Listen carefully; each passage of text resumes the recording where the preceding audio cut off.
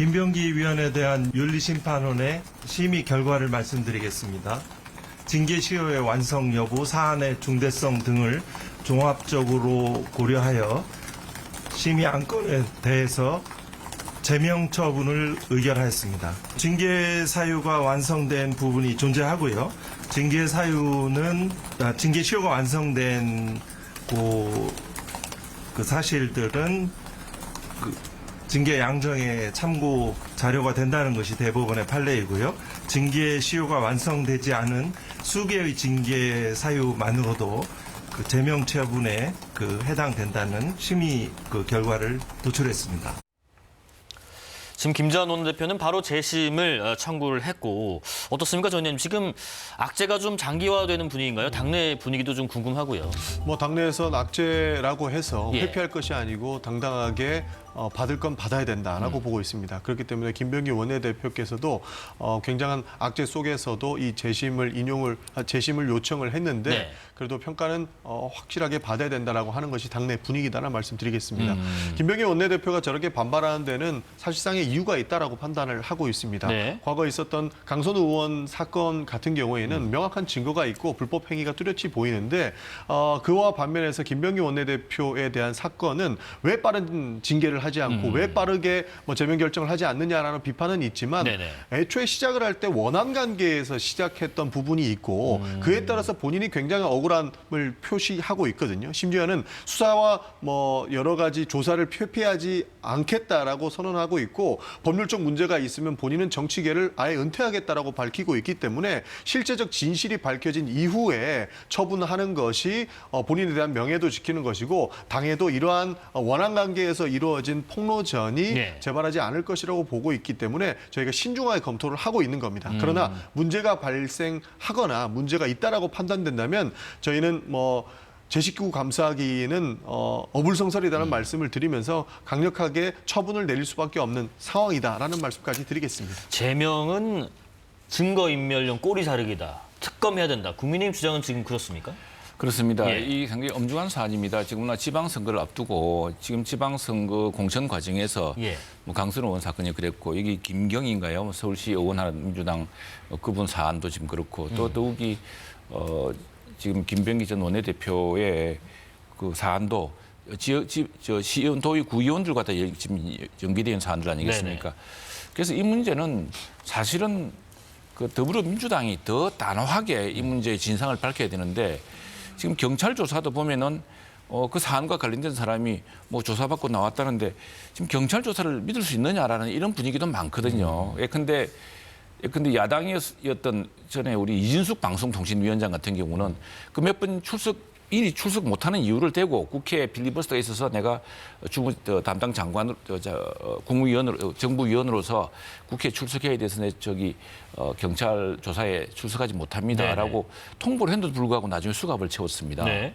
그래서 이제 수갑을 구속구심 타서 석방이 되었죠. 근데 이 경우는 지금 중대한 사안이고 증거인멸 우려가 있다 한다면은 더구나 자술서까지 냈는데 그 경우에 이 사람에 대한 수사가 이루어진 거 보면은 경찰의 수사라는 게 이게 제대로 이루어지겠냐에 대한 불신도 크고 있고 해서 그래서 민주당이 스스로에 대한 것을 단호하게 분명히 밝혀서 끊지 못한다면은 정치권 전체 신뢰 회복을 위해서라도 특검을 통해서 이 문제를 한번 단호하게 다뤄보자. 그렇게 민주당 특검 좋아하지 않았습니까? 이거 시한을 한 30일 정도로 짧게 하고 네네. 수사 수사 숫자도 적게 해서 엄정하게 수사할 수 있는 사람을 투입한다면은 금방 이 문제에 대해서 사실은 엄단해야 될 것은 엄단하고 또 억울한 대목이 있다면 빨리 억울한 대목을 밝혀주는 것이 지금 지방선거를 앞두고 가뜩이나 정치 불신이 높고 국회에 대한 국민들의 원성과 불신이 얼마나 높습니까? 이걸 씻기 위해서라도 저는 단호한 조치. 네. 만일 여당 내에서 그런 조치가 나오지 못한다면은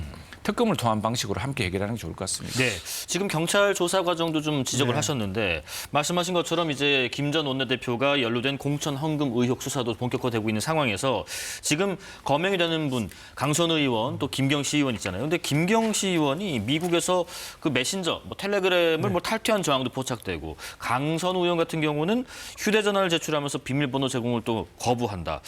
이런 부분들 민주당 입장에서는 좀 선거를 앞두고 의혹을 빨리 터는 게 그렇습니다. 좋은 부분 아닐까요? 수사가 미진하다라고 하는 부분에 대해서는 경찰 수사를 보고 비판받아 마땅하다라고 생각을 하고 있습니다. 기본적으로 신속하게 수사가 이루어졌어야 됐고요. 미국 출국을 하기 이전부터 출국 금지를 걸어서 수사가 완료된 이후에나 출국할 수 있게끔 하는 조치가 선행됐어야 됐다라고 하는 부분에서 동의를 합니다. 네. 그러나 특검 부분은 저도 어느 정도 필요성에 대해서 공감을 하는 부분이에요. 지금 시대가 바뀌었기 때문에 과거에 있었던 공천 헌금 사건들 모두 털고 가야 된다고 생각을 합니다.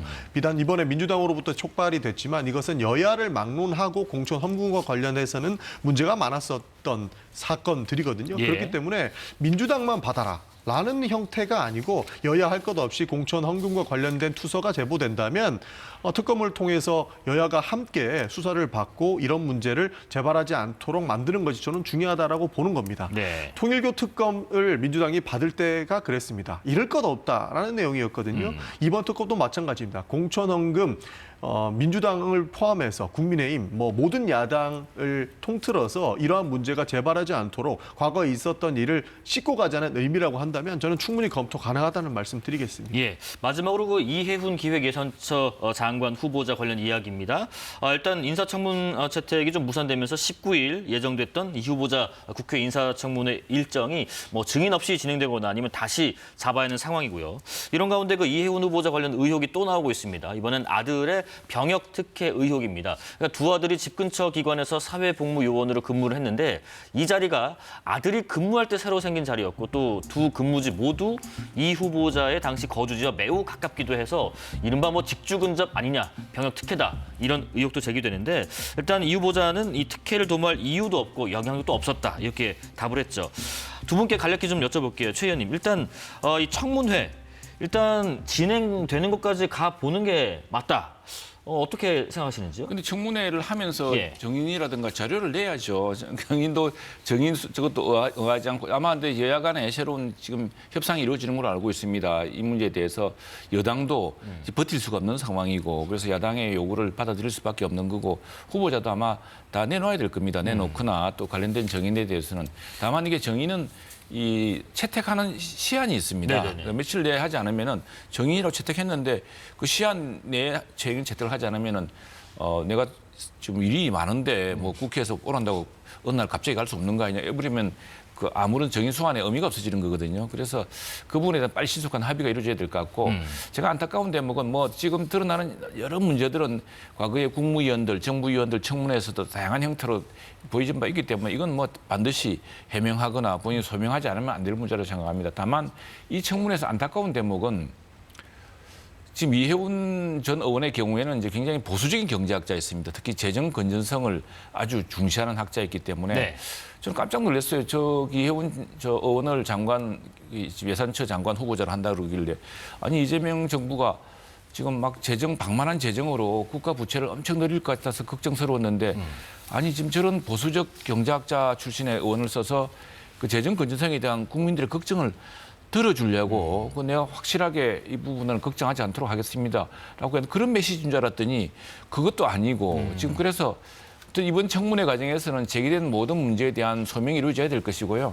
이와 함께 과연 그러면은 만일 기획예산처 장관이 된다고 한다면은 그동안 지키려고 했던 재정 건전성의 네. 문제. 지금 환율이 굉장히 불안하지 않습니까? 이 환율도 결국에는 우리 재정 건전성이 악화될수록 더 불안해집니다. 자, 그 잠시, 부분에 대한 예. 원칙을 예. 좀 지켜야 될 것 같습니다.